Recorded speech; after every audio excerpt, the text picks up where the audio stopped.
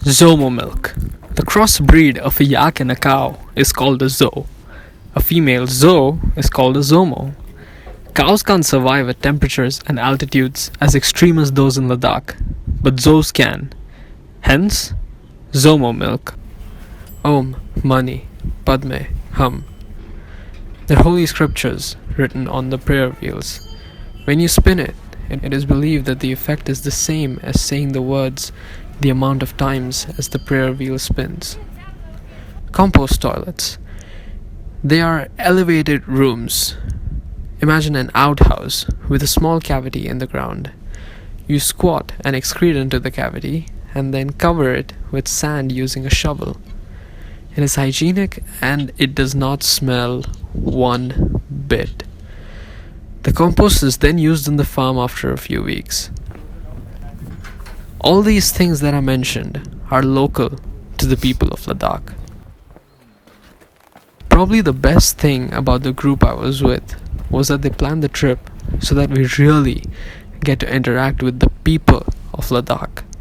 One of these interactions included meeting with the NCF, the Nature Conservation Foundation of Ladakh. This is them. All of them, the entire team. Karma, Tanzan and Tashi. He has a master's, he has a PhD, and he has more experience than both their lifetimes combined.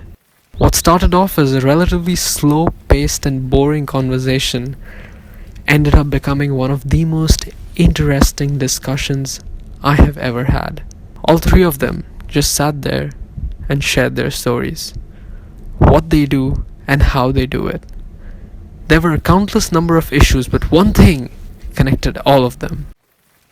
Us. We, the tourists, just anyone who wasn't from Ladakh, was destroying Ladakh. Ladakhis didn't care about money. They didn't care about economics. They didn't care about lavish lifestyles. We made them. Anything local to Ladakh is something that belongs to them.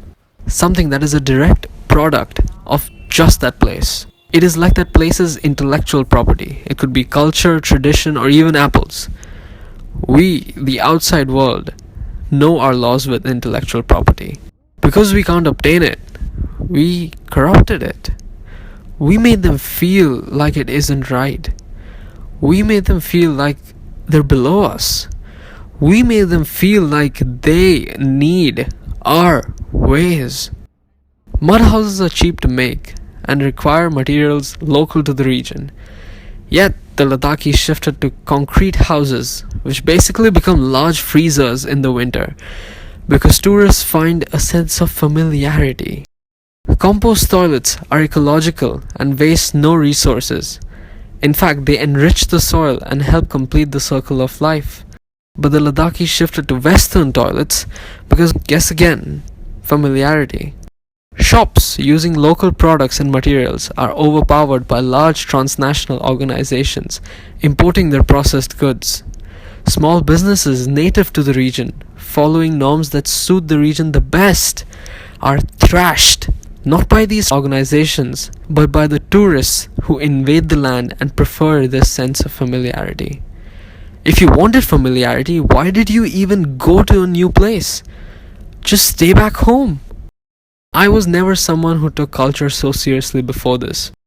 We, the tourists, are just subtle oppressors who I have nothing but disgust for. Ladakh used to be a self-sustaining region. Even today, Ladakhis are the happiest people I have come across in my entire life. They don't have a concept of rich and poor. They just want enough to get by. They don't strive for a profitable economy, they strive for a happy one. A place where everyone is just truly happy. It's funny how they didn't need to know what rich meant to know what happy did. They farm in the day, meet and share stories and dance in the evenings, and stargaze at the overflowing Milky Way at night. Everyone had a happy life. They used to be content with life. They used to be at peace with life. We are inferior. The best part about the group I traveled with is that they taught us that we are not here to consume Ladakh. We aren't here to simply consume its resources. We are here to experience it by talking, by reflecting, by discussing. Ladakh is more than just Nubra and Pangong, and that goes for every place. A place is more than just its skies and its scenery.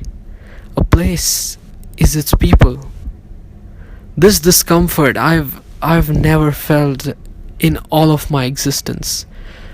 All forms of happiness I've experienced till now are well-defined moments. But what I learned is that true happiness can never be well-defined. It can only be well-experienced. The Ladakhis find happiness not in cars or mansions, but in experiencing the full living force of the universe thrown at them. The full force in the form of you and me and the entire natural, uncorrupted cosmos. All you or I have ever lived is an empty life. A shell encapsulating manufactured lifestyles wrapped in a soon-to-tear sheet of happiness.